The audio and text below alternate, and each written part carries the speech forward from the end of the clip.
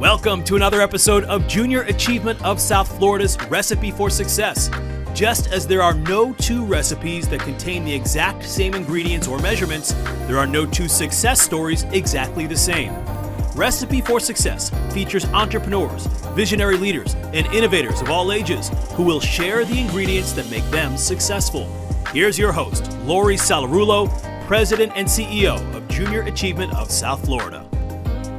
Welcome to this week's episode of Recipe for Success, where we learn all about the ingredients to entrepreneurs and business leaders and executives' recipe that made them and their companies successful. This week, I am so honored and so excited to have someone who is an amazing business leader in this community, a philanthropist, a community activist, and a friend. This week we have Andy Cagnetta, who is the CEO of Transworld Business Advisors. Thank you for being here. I'm really excited. And by the way, I feel like I'm home. And he is, by the way, a podcaster and videographer of his own. Has his own show going on. You want to talk about that for a second? The Deal Board. We are over a year, so we have about almost 80 episodes now, and we talk mostly about buying and selling businesses, but we try to put the stories in there. I mean, that's what everybody wants to hear, right? Yep. Stories, and this is a great forum for telling entrepreneurial stories as well. And so you've had some great guests here. So I'm honored. We've had a good time, and you know, I'm an avid learner. I'm always trying to grow and learn from different people, and I think that's what inspires me, right? To be like some of the great leaders that we've had in this community, and that's what we want for our kids here at Junior Achievement. Oh, absolutely. And so I've learned things, and I've known some of you, right, for so long that have been on the show, but yet there were things I didn't know. And so I really enjoy that. And then taking away some really good tidbits sometimes from some of the conversations. I have to go back and watch a few more shows, but I've watched it and I've enjoyed it as well. Yeah. So, you know, one of the stories, and I don't know if everybody knows it, but I know that one of the times of your life was when you went into business. I know you came out and you decided you were going to go into your own business. And so can you talk about that for a second, just about, it sounds like that was a pivotal moment for you, like that whole period of then where you ended up going and realizing and... Yeah, I mean, you're talking about when I came to Florida, right? And did the pizza business. Well, you know, but that was before, wasn't it? No, so when I got out of college, and I didn't do very well in school, in college, and mostly because I wasn't applying myself, and there were certain things that happened in my life that I was struggling with. So I didn't do great in college, so I didn't graduate with like a clear career path. And so, you know, I was just kind of confused when I came out, and my cousin happened to be in this new emerging technology business called the cell phone. And I just decided, okay, I'm going to start selling cell phones. And he's like, I'll set you up as a dealer in New Jersey. And I started selling cell phones for $2,000 a piece. So I only really needed to sell one a week or maybe even 3 a month to survive and make a living, right? And I was bartending. Were those the big bricks or something? Yeah, the brick phones. Actually, it was even before that. You installed them in cars, and so we were installing radios and cell phones, and you know. But it was just a small little business, literally out of my bedroom. And you know, I just took that entrepreneurial path a few times over. I had a pasta shop in Hartford, Connecticut. That my family and I bought, and I think we bought it for $45,000. We ran it for about 1.5 years, and then we sold it for $65,000. And it was like, you know, everybody thought I was good at this, and I sold my own business. I didn't even know that there was such thing as a business broker, which I eventually wound up becoming. So. I know, that is interesting, isn't it? You know, so during that time, though, I know that you had told me about the pasta business, and that you came to some realizations about being an entrepreneur, right? I mean, some challenges and some hard times and hard work. And being an entrepreneur is not easy, and I always feel for entrepreneurs that are too hard on themselves.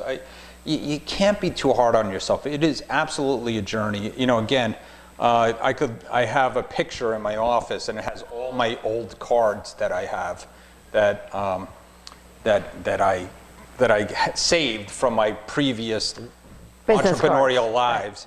And and it's all over the place. And I didn't stick with anything for more than 1 or 2 years. And so when I came down to Florida, again, I didn't have any money. My car had broken down, and my wife and I were expecting. We moved down. We moved into our in-laws' house. We were living in our bedroom, my wife's bedroom, and expecting our first child. And we had nothing. And I was going to buy a business. And my father-in-law eventually lent us money.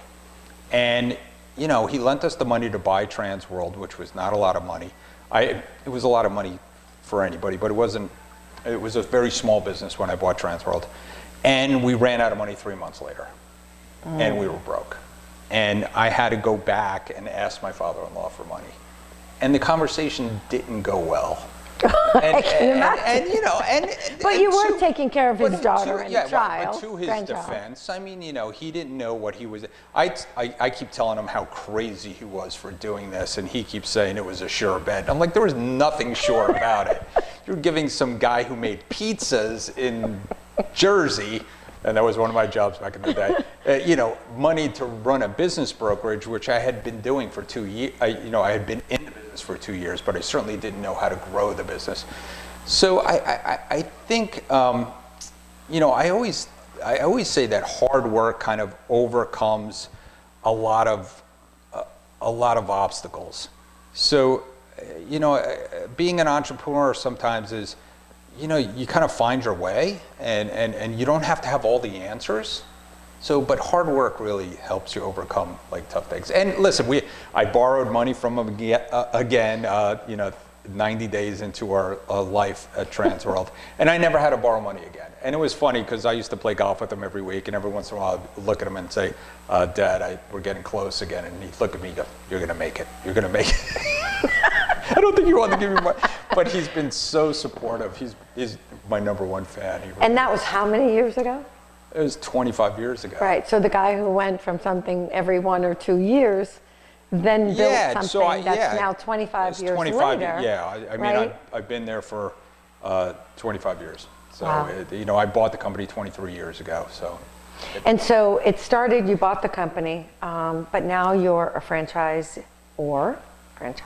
Yes. Right? So. And so you have grown this. You're global.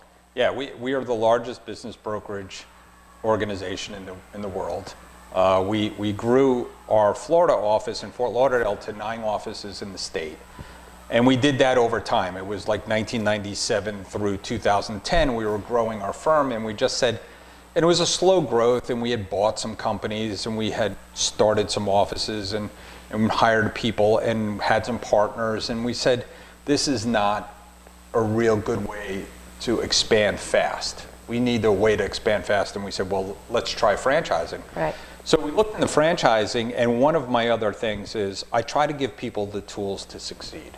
That's the key in business, is giving people the tools to succeed. And I realized that I did not have the tools to succeed in the franchising business. And I sought them out. I talked to an attorney that eventually said, hey, listen, if you're not going to do this yourself, why don't you call United Franchise Group, who owns Sinorama and a company called Embroid Me, which they've changed the name of that. And why don't you call them? They're thinking about business brokerage too. Why don't you guys get together? So we got together, myself and Ray Titus, who's a fantastic, you should have him on. He's a great guy and a fan of Junior Achievement as well. And he, we got together and we had a similar vision for growing Transworld, and we joined forces, and we're joint venture partners in Transworld the franchise. I still own and operate Florida, but beyond that, he and I are partners in the franchisor, and they're amazing franchisors. United Franchise Group, they support now 9 brands. Wow. And we have offices in Australia, we have offices in the UK, we have offices in France and South Africa. It's crazy. I know, I saw the tour. You were getting to travel to all those amazing places. I am. You talk about giving people the tools, and of course that's what we do here at Junior Achievement, Sure. right? It's about giving young people the tools, and you hit it on the nose. You just said I didn't have the tools, right? Nobody gave you the tools Right. that you needed. So you had to figure them out as you went along, right? Same thing with me. I mean, I had parents who taught me about things, but what did I know about business? They weren't entrepreneurs, they were educators, right? So you go through and you try to figure it out and you try to learn it on your own. With that, of course, comes, challenges and obstacles because you try something and it doesn't work, right? Because you don't know. So talk a little bit about, not having those skills. What were some of those important lessons you learned over the last 25 years? Well, I think one of the important lessons I learned is that if you don't have the skills, somebody else does. So Right. just go out there and learn. I mean, so I always make fun of Tom Jones in my office because he was the most successful salesperson when I got there. And he was driving a C-Class Mercedes. He's a couple years older than me, which I keep reminding him of. And I said, well, if he's driving a C-Class Mercedes and I'm driving my borrowed father-in-law's old Acura Legend, there's something he's doing right and I'm doing wrong. So I'm just going to follow him. So, I started dressing like him. I was like a single white female. Wearing yellow ties. It's funny, I'm wearing a yellow tie today, and black pants, and I just started following what he did, and he actually looked at me. He says, "Are you like dressing like me now?" I'm like, "Yes." So I learned early in my career in a sales organization is follow the leaders. I mean, learn. And there's so many great. I mean, we're doing a podcast and we're talking about the ingredients to success. There's so much out there that you can learn. I love reading some books. My favorite negotiating book is by Chris Voss. And it's called Never Split the Difference. It's a fascinating book about people and negotiation and psychology. That's what I said. You've got to keep learning. I spent my Christmas vacation. It was 2 weeks. I don't think I came out of my pajamas and sweatpants for 2 weeks. And I had this long list of things I was going to do. And guess what I did? I hardly did any of those things. I just sat and read probably 6 leadership type books. Yeah. And I was just engrossed in learning, and there was so much I took away from them. So I love all that, and so I agree with you, and I love follow the leaders, and that's what we hope people will get that kind of information and that's from what we're guests doing like here you. too, because you do have to inspire people too, right? So we're looking for inspiration as well, and so we do that here at Transworld. People like to follow success, right? And so I think that's what we do here at Transworld. Here at Junior Achievement. We do it at Transworld too. But that's what we're doing here at Junior Achievement is showing them success, right? And the ingredients to success. And then we're just trying to create that spark. Right. And it's magical. I mean, I got that spark. I don't know how I got that spark. My dad was a career engineer in a corporation. He certainly wasn't an entrepreneur. I don't know how I, aspired to that, but I did. I think there's a gene entrepreneurs have or something. They're born with it. I'm convinced. It's like a gambling. Listen, it's professional gambling, right? You're in business. People ask me, do I like to gamble? Do I like to go to Vegas? I'm like, no, I gamble every day. I was going to say, so risk taking. Right? That's one of the, if there's one main ingredient. That's your main ingredient? That is my main ingredient. Okay. You have to take risk. I mean, you really have to learn how to take risk. You have to learn how to lose. I mean, and not be, there's a lot of acronyms, little sayings in there, but, taking risk is spending money and not getting it back. I was just talking to a potential franchisee about some of the experiments. We did a big digital campaign in South Florida last year. We spent $60,000 on a digital campaign and didn't get a lead. Wow. I mean, But you have to try things. We have to try things. Right. And did it eventually work out? And did we get good exposure? All those things, sure. But when you're looking for that exact, you can't have paralysis by analysis, right? You can't just. I see entrepreneurs or people who want to be entrepreneurs get caught up in just trying to get their KPIs, right, their key performance indicators, or having the perfect CRM system. And we were talking about technology beforehand, which is completely maddening. I often say in my company, if we didn't have technology problems, I wouldn't have problems, right? So you can't get bogged down by that stuff. You just have to go out there and execute and take risks. Right. Yeah. James Donnelly was on a couple of weeks ago, and one of my favorite entrepreneurs I know, me of too. all time. And he talked about having a plan, executing the plan, and then adjusting the plan, because the plan never goes according to the plan, right? And so I love that part of it. But he talks about execution, and he talks about how he probably is a big driving force in creating the plan, right, and developing that vision and that plan. But when it comes to execution, he talked a lot about the team. So that's another main ingredient, right? People. People is a huge main ingredient. Transworld would not be Transworld without the people that have been involved in Transworld. And being an effective leader is not being autocratic. I mean, and it's not quite a democracy either. But you need to be inclusive. You need to be collaborative. And you need to realize that you may not be the smartest person in the room, or not have the right idea in the room. And James is really good at that, and I've taken cues from him. But I always tell people that working with people is a chess game, not a checkers game. And if you try to treat every single person on your staff like a checker, and you're going to treat everybody exactly the same, and everybody's going to have the same rules, that's insane. Right. You know, people have different skill levels, people have different emotional baggage, people have different lifestyles, people have different life things going on. I mean, I have people in my office that have had to leave for weeks because of family issues. You know, there are people with developmental issues, as you know, you live every day, and so there are things, but those people aren't useless. Those people can be they could be a chess piece. There's a place for them in organizations, and if you play the game right, and you have a good chess game, you could have a successful, and then, so I believe in people, right? I believe in the inherent nature of people. I believe that people can get better. I believe that people can change. And I try to give people the benefit of the doubt, and I think that's why I've been able to retain people for 20 years. Yeah, that's a long time. That's a lot of loyalty too. Yeah. But you know, it's a big responsibility too. Yeah, absolutely. And you know, you talk about finding the right skills. You know, I remember when I started out in my career, there was no sitting at the table. We were told where we were going, what we were doing, how we were going to do it. Sure. We didn't have any input, right? Right. It's a totally different world today. One that I know some people struggle sometimes, right? Because they say, well, you know, why can't it just be the way it used to be? We just tell them what to do, and then that's the end of it.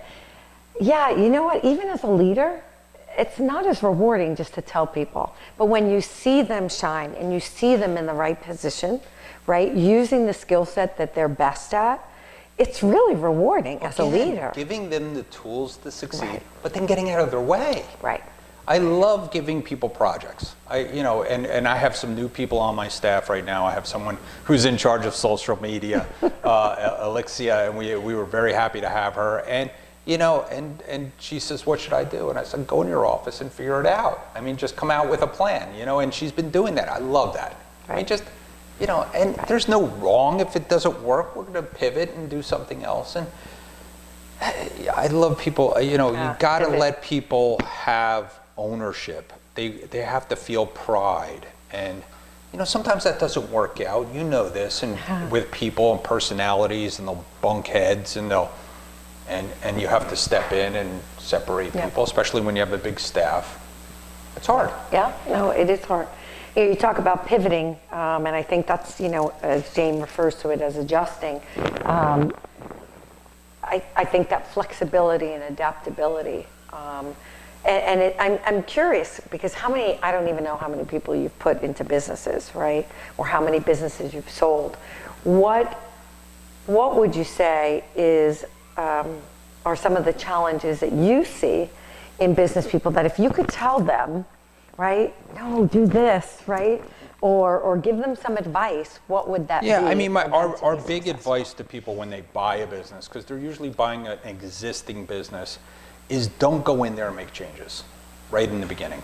Just stay the course. You're buying a business that was making money for a reason, and you don't know why that is exactly. So don't go in there and make wholesale changes because, listen, when I bought my pasta shop, we bought our pasta shop from 3 little old ladies sitting there cooking every day and serving their customers to 2 20-year-olds or 3 20-year-olds in there cooking every day, and they walked in, we're the little old ladies. Do you think they thought the food was as good with the 2 young Right. kids? No. Of So we course had to win them over, and we stayed the course, and we didn't change the menu. And that's what you need to do in business. And again, I talked about paralysis by analysis. There are people going in there and making changes. So I tell business owners, just don't make changes in the beginning. Sure, you're going to do things to help the business grow, but again, back to the hard work. Just work harder. I mean, we're lucky to live in an economy in Florida where we're growing every day. I mean, there's 1,000 people a day that move to Florida. We're growing, and really almost anywhere in the United States, save a few areas, it's growing every day. So if you're in a business and you just do the right thing by people, which is another key ingredient, is Customer service, right? I mean, just, good deals for good people is one of our mottos, because we want to be able to walk down the street and not get tomatoes thrown at us, and What is it? Good deals for good people. for good people. I like But that. you want to do good things for good people. That's. It's so funny. I was driving up to Tampa for a JA conference last week. And so I've never been a podcast listener until I started doing this, right? Because now I'm curious to hear how other people are doing and their styles and the content and all of that. And there was one that I listened to, it was about a 20-minute podcast, and it was all about showing people appreciation and how far that can go, right? Just saying to someone, thank you, right? And of course, and they used spouses as an example. We could pick on a million things, right, that somebody does wrong. Right. But if you don't focus on that and you focus on the one thing that person did right that day or that week and tell them about it and thank them for it, it changes the whole dynamics of the relationship. So the leader of Yum Brands, who owns Taco Bell, the Yum Brands, I forget what else they own, KFC. But Yum Brands, the CFO goes around and hands out rubber chickens to people who do well. And people cry about it. And he wrote a book about this. Rubber chickens and handing out the rubber chickens. And I came out with something like that. And so I do send notes to people on my staff. And it doesn't have to be money. No. It can be a note. It could be a note. And I also like handwritten notes. It's a kind of a lost art. Yeah. And when somebody gets a handwritten note from you saying, great job, Do you know, I will go around the office, and I do that too. A lot of times I'll leave a note on somebody's chair at night, before I leave, and they're already gone. I will still see those notes up on their bulletin board or on their desk 3 years later. Mine happens to be a guitar pick on a chain that says thank you on it. I love that. But you got to see it. They're hung up all over my office. Yeah, and so that's really nice Somebody's doing a project last week and says, am I going to get one? And I said, you are absolutely. I might send you 2. This is a big project we just went through. So. Yeah, because they're making music, right, with the guitar pick. I love it. So advising them to stay the course, not change too much up. And hard work. I mean, it is hard work. And you're going to have your ups and downs in entrepreneurship. It's not always going to be rosy. If you're making money, a good entrepreneur saves money. And the other philosophy I have is you have to market. I'm a marketer in the end of the day. So you have to tell your story. You have to get it out there, and you have to spend money to make money. And when you have money, you have to, I call it throwing gasoline on the fire. If you're making money, you got to spend money on advertising and spend money on marketing and do things like this, because it's essential. Yep. I just sent a quote to Chris, who's over there behind the cameras, who's our marketing manager and video production manager. And it was no untold story of a moved a man to action, right? If we don't tell our story, and I think that's why that's one of the reasons why we did this show. I wanted to be able to tell our story to our guest, right? If they've never been here before, but also to weave in how what you're doing and how we need to prepare young people for the future to be the next generation of you, right? Yeah, I mean, we need entrepreneurs, and we're sitting in a place that was built with the money of an amazing entrepreneur, Wayne Huizinga, and his wife. They're both extremely generous and gave us the money. And he was an incredible entrepreneur. And I often tell people in the community, I'm like, who's the next Wayne? Now, there are some people that you and I know, I won't call them out on camera, that are the next philanthropists, because that's what it takes to run a community. You need strong philanthropy, you need strong entrepreneurs, you need strong businesses. And we're lucky here in South Florida, we have a few of them, but not, and Florida's still growing up. I mean, we're only like 40 years old maybe since they invented air conditioning. So, it's not like New York and Cleveland, and where they have these people that have lived there for generations. And now, but we're getting those people now. And we have some second generation people that we both know and love that are picking up that torch and becoming amazing philanthropists, but we need more. Yeah, and I was actually going to go there because I was hoping that would be where we would end up our episode, which was talking about the commitment to community. I don't think that I know two people, right, you and Allie, who are so committed to this community. For those that don't know, Andy was a prior board member here at Junior Achievement, part of building this great building, as you said, with the Huizingas and so many other, the Pattons and Falcones and all the people who, the Lillian S. Wells Pavilion, Foundation, all of those people who really made this possible. But you have done so much in your own right.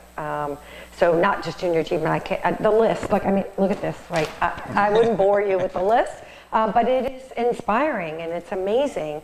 And I think there's two pieces to that. One, I absolutely believe that being a part of your community and giving back and making a difference in your community makes a difference in your company. I don't care what anybody tells me. It does. If you invest in your community and make a difference, it will come back tenfold. I believe that, Andy. And I did not start my philanthropic journey, and we could have a whole session on that. But I didn't start it because I thought it would give us money or give me exposure. I did it because I was trying to help someone at LifeNet for Families. But I mean, one quick story of how philanthropy comes back. We sell businesses at Transworld, and a certain person we had just talked about, who was on the board with me at United Way, gave me his business, James Donnelly, gave me his business to sell. And he literally looked at me and said, I'm giving you my business to sell. I could give it to anybody. And it was an insurance company, and they're specialists that sell insurance company, and people call every single day asking to sell your insurance company to him. And he said, no, I'm giving it to you because of what you do in the community. Yeah. And I think, to become a trusted advisor in your community, which is really important, you have to show people that you give first and that you can be trusted. And what's more precious than your community, and that if people trust you with something in your community that you take hold of. And it doesn't take money all the time. Allison and I could not afford to be huge monetary philanthropists. I don't know if we're not there yet, but we couldn't afford to give huge amounts of money. And my pasta dinner, which we just had, right, it was getting all our friends and families, pooling our monetary funds, and being able to come up with something that made a difference. But that's, whether it's in finances or in time or in skill sets and talents, I mean, you bring 1,000 people together, right, for LifeNet. That's something you've been doing now for what, 18 years. And helping them to raise money. You're not writing that check, but you're the catalyst, right, to making that happen. Well, yeah, you're writing checks, but I mean, you're not writing that big. No, I'm not writing a $300,000 check. But you're the catalyst to raising that kind of money. But I think you said it very clearly. I think if you go into the community to do things in the community, with the hopes and the intention of it being returned, it's the wrong reason. No, right? it's the wrong reason. But when you get involved in this community for the right reasons, and I always say, I have built every relationship that I have in this community. I knew you before Junior Achievement. Yeah, absolutely. And how did I know you? From being involved in the community, from being on committees, from being on boards. People get to know you, that when you give your word means something, that you're going to do what you say you're going to do, all of those things, right? And they get to know you and your passion at a different level. I've said before, I said there's nothing more capitalistic than giving to a private nonprofit, right? So if you believe that the government shouldn't have all the money and we shouldn't charge the government with taking care of everything. Government is part of it, and you know, doing the homeless thing downtown that we all did, and we're all working and building this place. It's part of it, but it can't be the total solution. We all have to get involved. And so there's nothing more capitalistic than investing in something like Junior Achievement that's privately run, that really gets no government grants. We do get some now, thank goodness. But we didn't. We didn't when we first started. And taking something as important as teaching our kids financial literacy and the entrepreneurial system and capitalism and responsible capitalism, I'll even put it that way. And the work skills, right? Yeah. How many tables do we sit at where they talk about young people are coming out of school without those soft critical skills, right? And so what we do, I think, is so important as parents, right? I know how important this is, right? We wanted our kids to be responsible and prepared and ready for life. And it seems like it takes them longer, and I'm not sure today, why. You mean? Yes. Yeah, I think you're right. My daughter's 25 years old, and they, now I see them becoming, full adulting as they call it. At 21, I just told my daughter that the other day I had my own apartment. I was working full time. I was finishing school at night. Yeah. I was on my own, right? My parents didn't help me with my rent or any of that. Not that they didn't do things for us, but you're right. I think we felt this responsibility to go out and start earlier. So we're going to read back your recipe for success, and I know that there's even more than this if we could keep going. So we're just going to go through a little. I love this, and that's probably going to be one of the things that I think we highlight. It's a journey. It is a journey, right? Life is a journey. Work is a journey. Running organizations and companies is a journey, right? And it's all about the people and the places and the things that happen that make it so memorable. Hard work, and you talked about how hard work overcomes obstacles, right? There is nothing like hard work. Yeah, nothing. Give people the tools to succeed. So important and so relatable here at JA. Find people who have the skills, right? Find those people, like you said. We don't know everything. Right. Let's find the people who do know how to do something, whether it's marketing or whatever technology. Don't reinvent the wheel. Right. That's I don't need to go learn all that. Right. That's what franchising is. We have the system. Go out and learn and follow the leaders, right? And emulate. We have so many amazing role models here in this community to look at, including yourself, and to learn from. Inspire people. And I think that works both ways. It's about inspiring them and about being inspired, right, by those people and those leaders in the community. Commitment to community. I know that's critical for you and a big one for you. You said your main ingredient, though, was taking risks. You have to take risks. And so that is your main ingredient. We're going to do a little session with Andy on taking risks. Learn how to lose, right? We're not always going to succeed. No. Everything we try isn't always going to work. This so we is have not to be Instagram. Prepared. It doesn't become perfect. It is Instagram, but it's, everything's not perfect. Right. And so when you do lose, right, you also talk down below about pivoting. You got to be able to pivot, right, and be flexible and adjust the plan. Execute. Customer service. I like this one. Good deals for good people, right? People want to feel special. Right. We have 7,000 volunteers. Our goal is to make every single one of them feel so special that they're here. You do not need to hurt people in business. Right. You don't. Right. You can be nice. Nice guys finish first. Yeah, I agree with that. People, you got to get them involved, right? Making sure that they're involved in the decisions and the ideas. Empower people. And empower them. Yeah. Finding the right position for each person and then letting them have ownership of that. I think so often we delegate or we we micromanage, you know. Yeah. I think I am not a I'm not a micromanager. micromanager either. I'm not good at it. being micromanaged. Yeah, me too. And so I really try not to do that. But I think that's letting them have ownership, and it's hard to let go sometimes, right? Especially if it's your business. Yeah. Staying the course. And then the last one, which has to do with marketing, is about telling your story, right? And you do that so well. Thank you so much for being here. Thank you for being an amazing friend. Yes. Thank you for being a supporter of Junior Achievement and a lifelong. I probably wouldn't be here if it wasn't for you. It's okay. You were instrumental in my decision to come here. Yes. And so definitely. And we are so lucky to have you. Well, thank you. And I do love this mission. I absolutely love it. You've done an amazing job. We've talked about that offline too. Thank you. And so thank you so much to all of you who have listened and watched today. I hope that you're as inspired by Andy's story and by the ingredients and his success as I am. I continue to look up to this man. And so I hope that you take away some ingredients that you might apply in your leadership journey. And I just want to let you know that we'll be back next week, and let's get cooking.